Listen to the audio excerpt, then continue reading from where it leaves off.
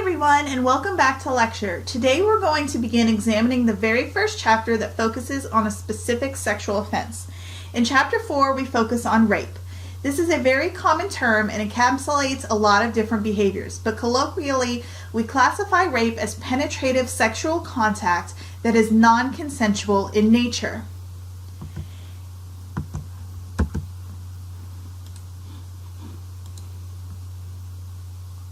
In this chapter, we will focus on the official data sources surrounding rape statistics, the formal definition of rape and how that definition has evolved, different types of rapists, the common characteristics shared by many rapists during rape events, a brief discussion on theoretical rationales to explain rape, and finally we will spend some time discussing rape myths, rape culture, and campus sexual assault. Let's go ahead and get started. As we discussed earlier in the semester, there are specific data sources that are official in nature and provide the best statistics that we have on sexual crimes. I'm not going to go over them again in detail as I've already done so once before, but these are the two best official sources for measuring rape. The UCR is provided by police reports and the NCVS is provided by self-report measures from the victims themselves. Regardless of these data sources, we still know that rape is often very underreported. Rape is a difficult crime to capture and report on time because the victim may feel as though the police won't believe them, because there is no DNA evidence, or because the victim lives with the offender. We have discussed these reasons before and in detail, but they're very real issues that affect many victims. It is difficult to imagine having to deal with the physical and psychological trauma of rape if you've never been through it yourself. It's very simple to say, go report to the police, but it's not that easy for someone who has just been victimized. Even though it's a difficult thing for victims, it's necessary for them to report so that law enforcement can find the perpetrator and the courts can secure a conviction. These statistical sources are still the best ones we have for rape reporting rates in this country. As we said, the UCR is one of our most official sources of data and talking about rape rates in the United States. But as we have said, these are only the rates in which an arrest has occurred, and due to the hierarchy rule, the rape has to be the most severe crime to have happened in order for it to be counted as the highest offense. So as you can see here in 2012, the rapes in the United States were about 26.9 rapes per 100,000 people in the United States. But again, as we're talking about these things, these are just the ones that we know of, and there's still a significant amount of offenses that go unreported to the police. As you remember, this is called the dark figure of crime. This occurs when the victim does not go to the police and does not have them investigate the crime or their victimization. The other reason why the majority of these rapes are female-based or involve female victimization is due to the antiquated version of the UCR's definition of rape that we talked about earlier on in the semester. Remember that only in 2013 is when we first see the first instances in which this definition has been changed for data collection purposes. On this chart, you can see that there is a line that shows the amount of rapes as are reported by the UCR from 1960 until about 2010. And what you can notice from this chart is a couple of things. First, for a while we had an increasing rate of rape in the United States from about 1960 on to, let's say, about maybe 1995 or so. This chart corresponds with the rate of victimization that we would see in this country for all types of other kinds of violent crime, regardless of whether or not they were sexually based. As we see, the downslope of this chart, starting again around 1995, also corresponds with what we've been seeing over the last couple of decades in this country, as the rate of violent crime occurrences in the United States has been steadily declining. Alright, so everything we've been talking about so far in this lecture has really focused on rape as a broad umbrella term. From here on out, what I want to do is take a little bit of time and talk about the different types of rape, because really rape is not the same across the board, and there are different motivations, different styles, and different ways in which a rape could occur, and by just using this blanket term of rape, we're not really taking out some of the nuances that we would see in terms of offender patterns. So the first thing I want to do is talk about this term of date rape, as it's more of a modern or more recently constructed concept. It was not until 1985 that a criminological researcher named Mary Koss came up with the term of date rape. Before then, you would still see that date rape was occurring, but we didn't know what to call it, and we didn't know what to label it because it was such a selective type of encounter that was happening. With date rape, what we're talking about is something in which a pre-existing relationship exists between the offender and the victim. So this is not a stranger type of rape. This is something in which the victim has voluntarily put themselves in contact with the rapist, not knowing that they were in danger of being raped. Instead, what we see is that there's either some sort of friendship or romantic entanglement that's taking place, and then the rapist does something to incapacitate the victim. Normally that is through alcohol or drug use.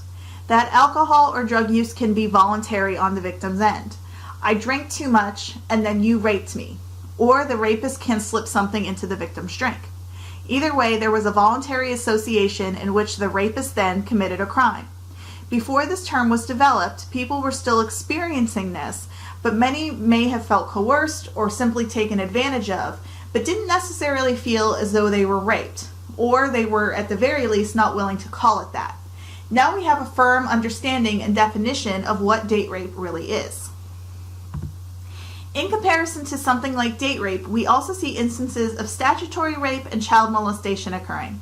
We'll start with statutory rape, and as we're discussing this, please keep in mind that statutory rape situations are pretty common in the United States, especially if we're talking about someone who is a young adult themselves in terms of being the offender. Basically, what statutory rape is, it's a situation in which two parties are consenting to the sexual activity, one of which happens to be a minor and the other party happens to be a legal adult.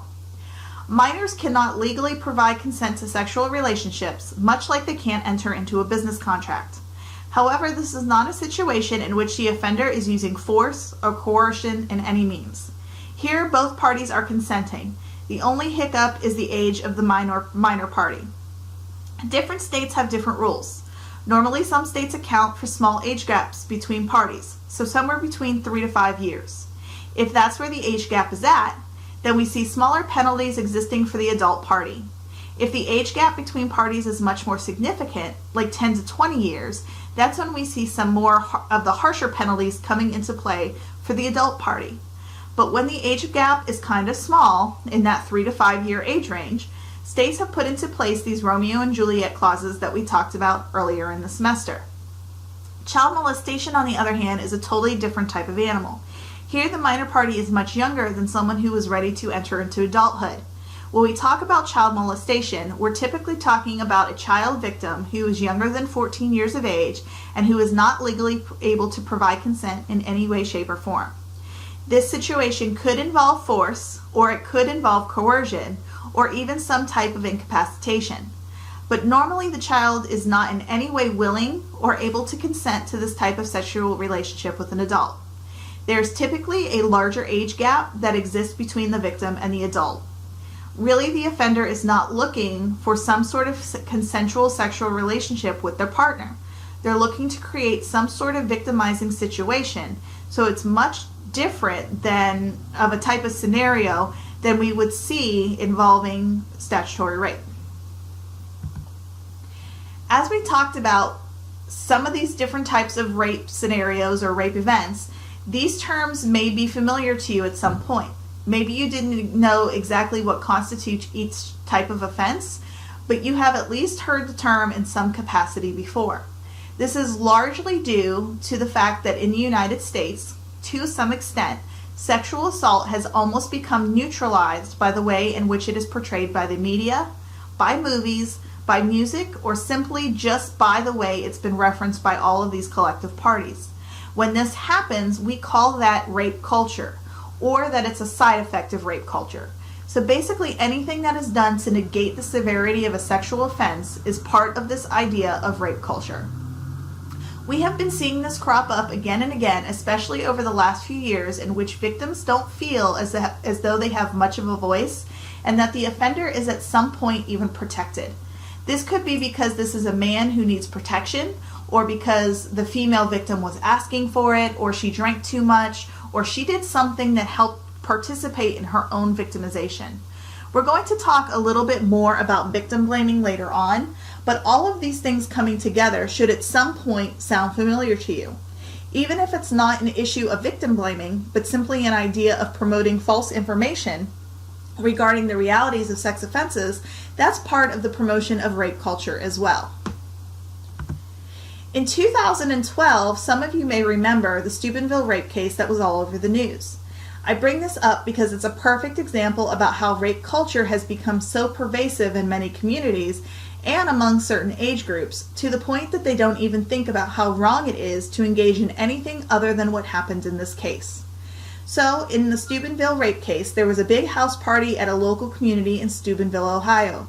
A 16-year-old girl drank so heavily at the party that she passes out, and fellow partygoers think she has passed away, meaning that she has died. At no point in time does anybody call the police or the paramedics or anything like that. They just sort of let her lay around the house in this nearly comatose state. It turns out that she did not die, and she had just drunk so heavily that she was passed out, but this is what people were saying about this girl. 2 local football players were also at the party. They noticed that she is passed out and decided that they are going to rape her. They essentially share her all night long, carry her around all night. They even take her to a different house while she is passed out. The other thing that they do is document the event. I don't know how stupid you have to be, but one of the biggest ways to avoid detection by law enforcement is not to take pictures of the incident, not to record video of the incident, and certainly don't upload those items onto YouTube and Facebook. This is what these 2 young men decided that they were going to do, and the very next day, this is how the victim finds out that she was raped. She wakes up and learns that she was raped through social media accounts. She also learns how little effort her classmates put into helping her. Instead, they choose to comment on the pictures and the video and discuss how much she deserved what happened to her. This is victim blaming at its finest. Instead of blaming the rapist, they blame the victim for her own victimization. She asked for it because she drank so heavily. On this slide, you can see the 2 boys actually carrying around the victim. These are the posts that came from Facebook. On the right, you can see the words that her classmates have said about her online. The victim is blamed for her rape because she is perceived to be the, quote, Steubenville train whore, and because people state she is going to parties every weekend. This is, quote, just what teenage girls do, and she did it every weekend. So when we're talking about rape culture, it makes victims want to stay silent even more. People don't want the exposure or the identification of being a rape victim because of what we see happen to the victims in terms of stigmatization. They also fear retaliation, or they fear that they will not be believed if they were to report the offense. We also see that there is protection of the rapist.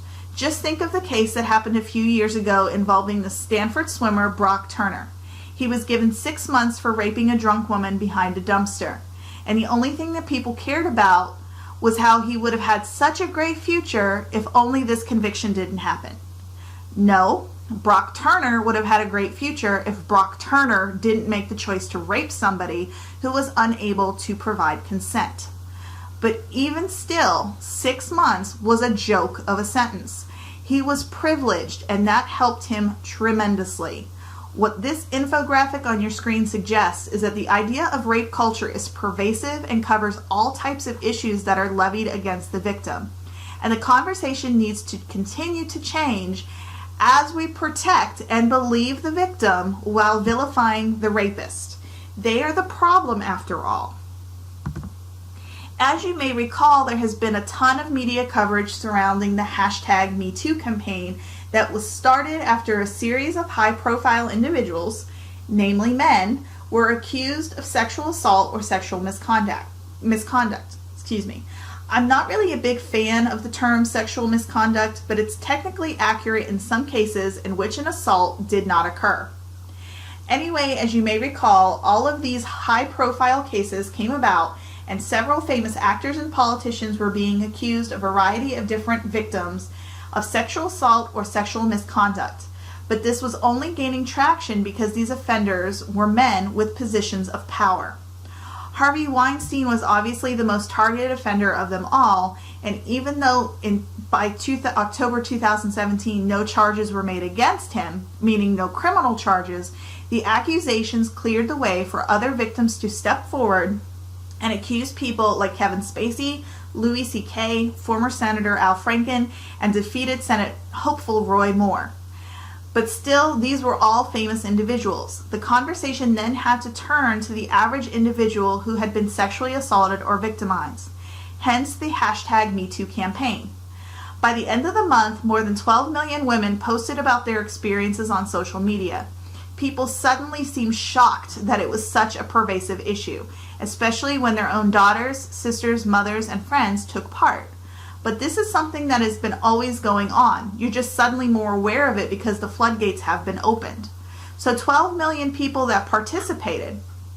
But again, many people have chosen not to participate for a variety of reasons, including identification issues. Can you imagine what that number really looks like if we took into account everyone else?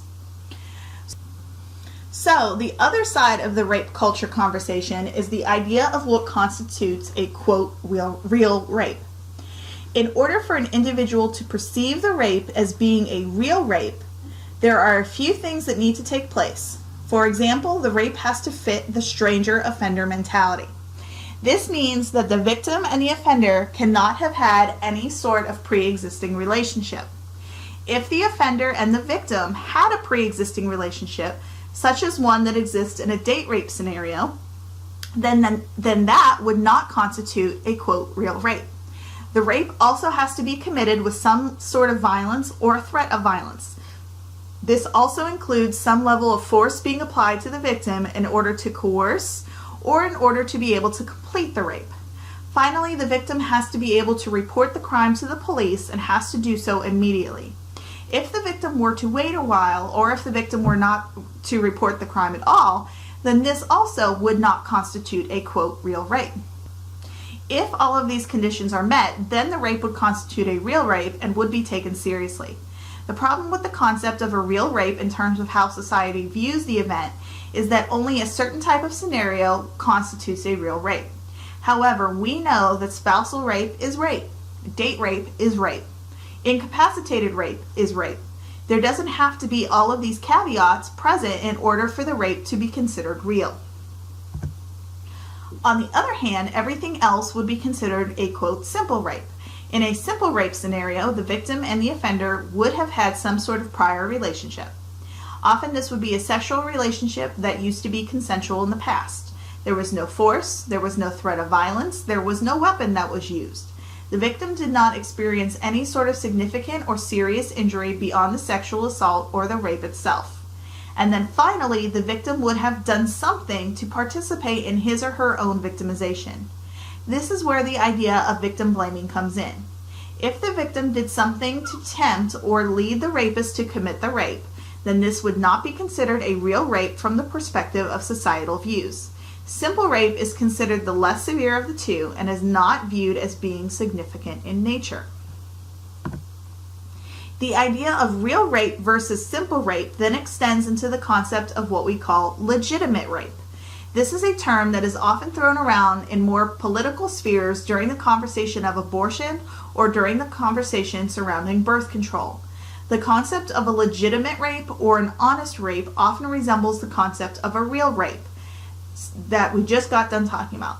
If the victim were to have been legitimately raped or honestly raped, then the victim should have no problem going to law enforcement, getting a rape kit conducted, or anything of that nature, because the victim then has nothing to hide and nothing to fear, at least in the eyes of politicians.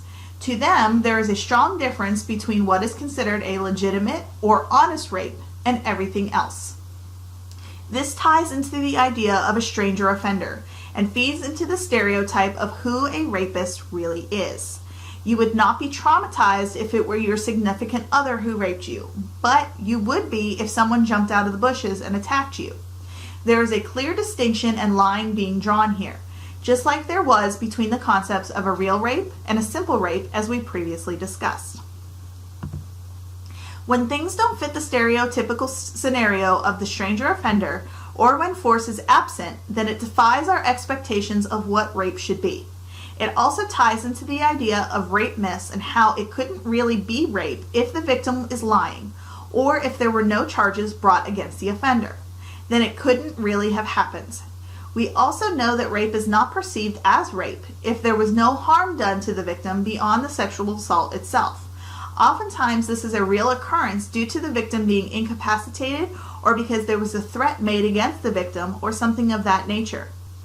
As the victim is not harmed beyond the sexual assault itself, another rape myth focuses on the idea that the victim actually wanted to engage in some sort of sexual encounter with the offender, and that women who say no don't really mean no. So the idea of no really meaning yes, and that the victim was just teasing the offender or was playing hard to get.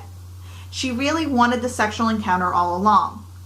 Finally, the idea that the victim is deserving of the rape or that the victim has played some sort of role in precipitating the crime. This indicates that the victim was somehow responsible for the rape occurring, and because the victim was part of the reason why the rape occurred, it negates the idea that this was not really rape. But no matter what rape myths you choose to believe is truth, or whether or not you stand with the victim, the truth of the matter is that there's only one root cause of rape, and that's rapists. It's not that the victim, or it's not what the victim was wearing or what the victim was drinking. It wasn't the influence of music or televisions. It's not a minority-only issue. It's not because the weather was hot or cold. It was simply because someone made a choice to commit sexual assault against a non-consenting victim. And it's as simple as that. Finally, the last thing we're going to talk about in this lecture is the idea of campus sexual assault. You're going to learn more about this issue when you watch the documentary The Hunting Ground that is associated with this week's work. Campus sexual assault is a huge and pervasive issue, given the number of people who reside on college campuses and who are enrolled in universities across this country. Not only is this a pervasive issue in terms of the victimizations that are experienced on college campuses and the resulting trauma from those victimizations, but the other part of this conversation is the idea that often sexual assaults start off in the presence of another person, and that other person may look the other way or does nothing to prevent the sexual assault. What I mean by this is that many times a campus-based sexual assault involves alcohol or drug use of some sort, and the victim and offender may have been drinking at a party or at a bar, but definitely at a social situation in which alcohol is involved. Bystanders realize that the victim may be too drunk or should not go home with the offender, but often do nothing to stop that person from going home with the other individual. So not only is this a conversation about sexual assault, but it's also about community awareness and bystander intervention. In terms of campus sexual assault and reporting, Title IX requires universities and employees to report any sort of sexual assault that is reported to them. The same goes with the police. This is done in order to be sure that the rates of campus sexual assault are being collected accurately. The interesting thing about Title IX is that it started off as more of a gender equality effort for sporting teams at universities. The secondary caveat of the law was for sexual assault reporting purposes. Part of Title IX requires that there is victim protection, so if a victim were to report something to law enforcement, to the university, or to a faculty member, then that student still has the right to an education without having to be in the same room or in the same class as the offender. And the victim has the right to have their identities protected in terms of reporting. This means that the faculty member cannot use the reporting against the victim, cannot reveal that the reporting took place, or could not do anything else that was retaliatory in nature towards the victim. These protections are in place to make sure that the victim feels comfortable in reporting and encourages the victim to come forward, rather than keeping their victimization silent. You'll learn more about Title IX in the Hunting Ground documentary, and you'll see what I'm talking about in terms of mandatory reporting initiatives. Alright, so in this lecture we covered a lot of different things surrounding the concept of rape, and I wanted to be sure that we covered some more of the cultural aspects surrounding the offense. I wanted to do this because we spend so much time this semester talking about statistics and about definitions and talking about all of these other things related to the offense, but we don't spend a lot of time talking about the cultural significance of the crime and how it's interpreted by others. That's why I wanted to take this time to talk to you about some of these issues and provide that connection or that link to some of the information that you will see in the Hunting Ground documentary and the other documentaries that we will watch this semester. Thank you everyone for your time, and I will see you in the very next lecture. Bye and have a good day.